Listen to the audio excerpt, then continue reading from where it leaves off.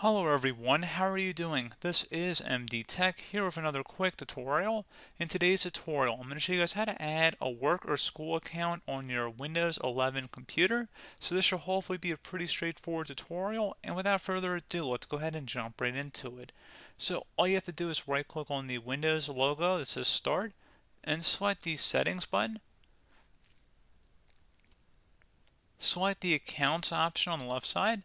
And then on the right side, go ahead and select Email and Accounts.